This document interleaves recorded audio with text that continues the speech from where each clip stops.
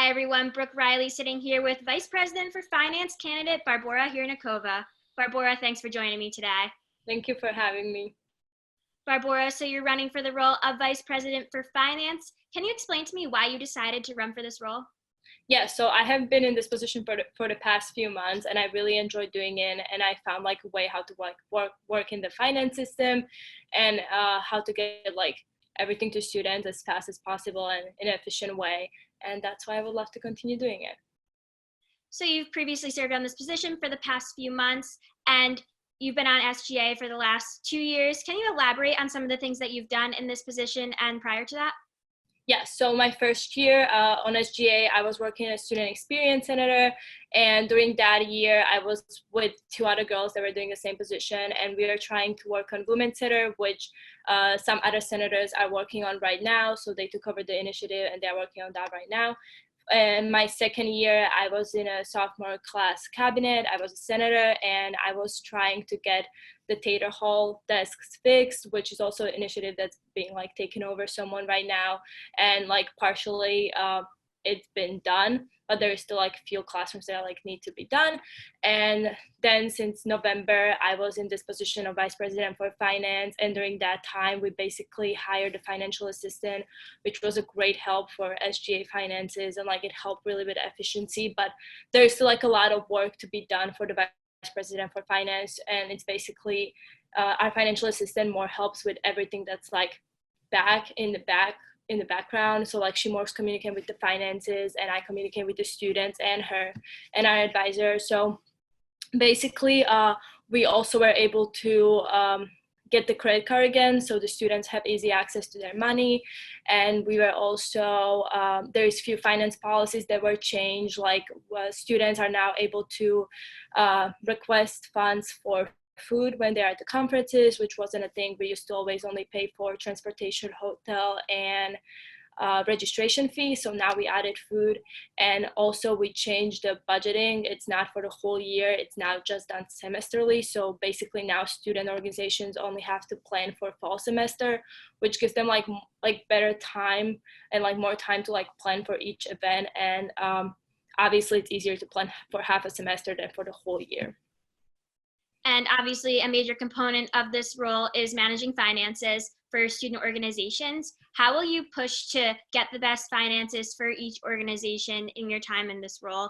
And how will you overcome some past issues that students have faced?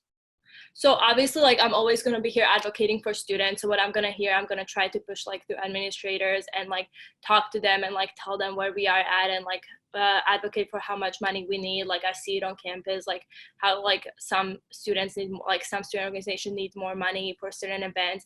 And I'm obviously going to try to like always find funding for that by communicating to like administrators and just like everyone that it kind of like touches it on. And yeah, just communication. And given the current situation, most students obviously aren't on campus and everything's being done virtually. How will you begin this role virtually, and if this happens to continue into the fall semester? So as of right now, like I'm having a lot of meetings with organizations through Zoom if they have any questions about budgets and everything, because obviously it has to be done differently since we are not on campus, as you mentioned.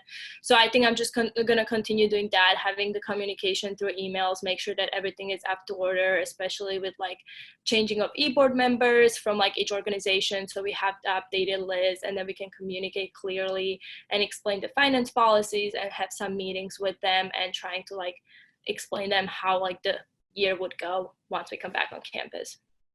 And what are some goals that you have for this position? Definitely to just like continue being as efficient as possible, and just make sure that like students are always like know what they are doing, and know and always have like a clear understanding of everything that's going on, that there is never like this like, oh, I'm not sure what to do. Like they always know who to go to if they need to ask a question, and that they always have an access to their funds. Like that's one of my biggest things. My final question for you, Barbora, is what makes you the best candidate for the role of Vice President for Finance? I think that this position like really needs someone like some consistency, and someone who is like really perceptive and like listening to student, and like really efficient, and like a response to students in like a timely manner, because obviously it's something like that the student body like heavily relies on to have their events and for them to be successful. So they obviously need sometimes like really quick responses when it comes to like scheduling meetings and everything like that. So I think like I've proven myself to be like really good at that and answering to students and just like trying to figure everything out with them if they have any problems. So that's my thing. So, and I also kind of figured out the system already of the finances, so I know how to like straight up go into the role. Well, thank you very much for joining me, Barbora. And be sure to stay up to date with all of the candidates on our website at q30tv.com/SGA 2020 elections and follow us on social media at Q30 News.